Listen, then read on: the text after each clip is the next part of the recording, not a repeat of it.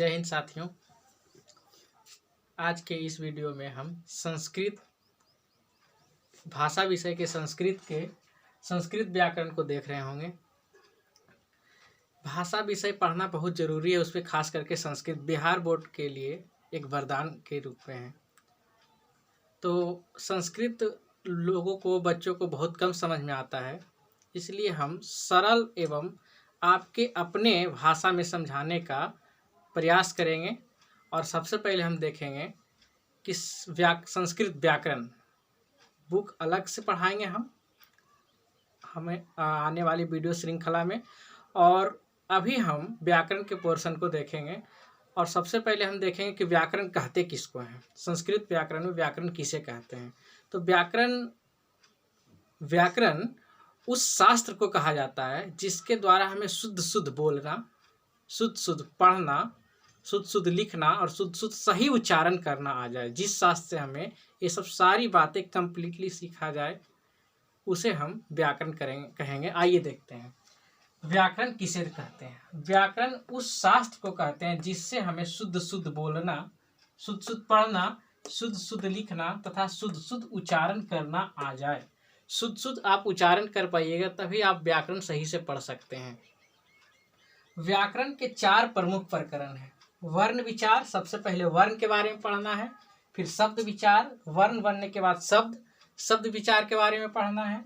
फिर वाक्य विचार और उसके बाद छंद विचार। आइए इस सबको हम एक्सप्लेन करके देखते हैं। वर्ण प्रकरण क्या है, शब्द प्रकरण क्या है, वाक्य प्रकरण क्या है। देखिए वर्ण प्रकरण में हम वर्णों के प्रकार और उसकी बनावट, वर्ण कितने प्रकार के होते हैं, उसकी बनावट क्या है, उसका उच्चारण स्थान क्या है, उसके बारे में हम अध्ययन करते हैं। इसके बाद इनमें वर्णों के प्रकार, उसकी बनावट तथा उच्चारण के बारे में अध्ययन किया जाता है वर्ण प्रकरण में। इसको हम पढ़ाएंगे, बहुत विस्तार से पढ़ाएंगे, अभी हम उसका परिचय दे रहे हैं। उसके बाद है शब्द प्रकरण। इसमें शब्दों की बनावट के बारे में पढ़ा जाता है, उसकी बनावट कैसी है, शब्दों के भेद कितने हैं, कितने प्रकार के शब्द होते हैं, किन किन आधार पर शब्दों को बांटा जाता है, सबको हम विस्तार से पढ़ेंगे। उसके बाद है वाक्य प्रकरण। इसमें है कि वाक्यों के कितनी प्रकार होते हैं, कितने प्रकार के वाक्य होते हैं। जैसे आप जानते होंगे प्रश्नवाचक चिन्ह होता है, प्रश्नवाचक वाक्य होता है, एक नकारात्मक वाक्य होता है, सकारात्मक वाक्य होता है। सब के बारे में पढ़ना है, बारी बारी से हम पूरे उसको बहुत विस्तार से पढ़ाने वाले हैं।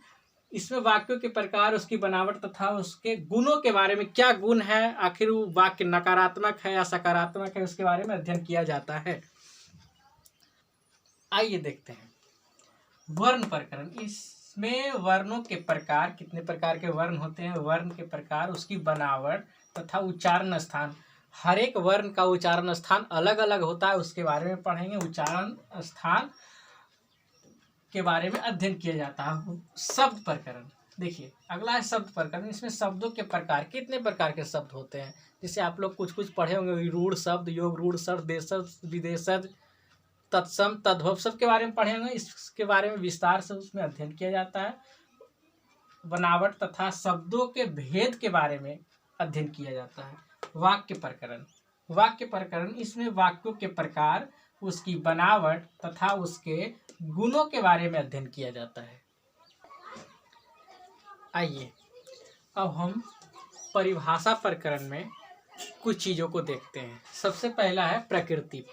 प्रकृति कहते किसे हैं, तो प्रकृति मूल शब्द होता है, ना तो उसमें प्रत्यय और ना ही उपसर्ग लगा होता है, एकदम मूल शब्द होता है। जैसे वह मूल शब्द जो उपसर्ग या प्रत्यय से रहित हो, ना तो उसमें प्रत्यय होना चाहिए और ना ही उपसर्ग होना चाहिए, उसे हम प्रकृति कहेंगे। जैसे राम, जल, थल, आप कोई भी शब्द ले लें, अपना नाम ही ले लें, ना तो उसमें प्रत्यय लगा हुआ होगा, ना तो उसमें उपसर्ग लगा हुआ हो, तो समझिए वो मूल शब्द है। राम, श्याम, जल, थल, मग, कुछ भी ले ले, मूल शब्द होगा। उसके बाद है उपसर्ग। उपसर्ग आप जानते हैं, उपसर्ग वह शब्दांश होता है जो किसी शब्द में लगकर उसे एक विशेष अर्थ प्रदान करे। वह शब्दांश जो किसी शब्द के आरंभ में लगकर हमेशा उपसर्ग किसी भी शब्द के आरंभ में लगता है और उसे विशेष अर्थ प्रदान करता है। जैसे वी, यहाँ हारह है, हारह के आगे वी लग गया तो इसका मतलब हो गया विहारह। उस नीचे देखिए, हारह, हारह के आगे आ लग गया, बन गया आहारह। तो यहाँ पर वी और आकर आ उपसर्ग होगा। उसके बाद है प्रत्यय।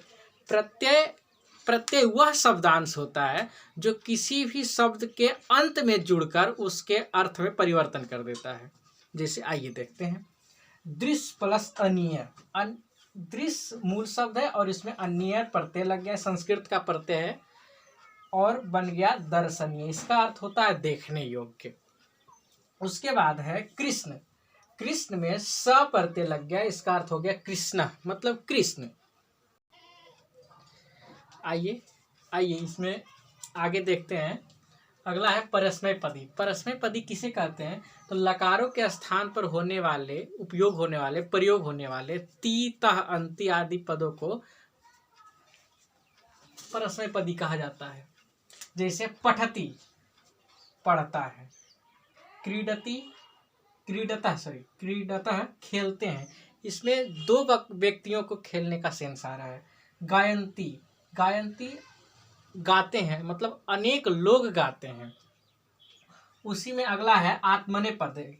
आत्मनेपदी में लकारों के स्थान पर प्रयोग होने वाले ते, एते, अंते, ये हमेशा पैसिव वॉइस का सेंस देता है। हमेशा ते, एते प्रयोग होने वाले ते, एते, अंते आदि पदों को आत्मनेपदी कहा जाता है। जैसे पाठ्यते, पढ़ाया जाता है।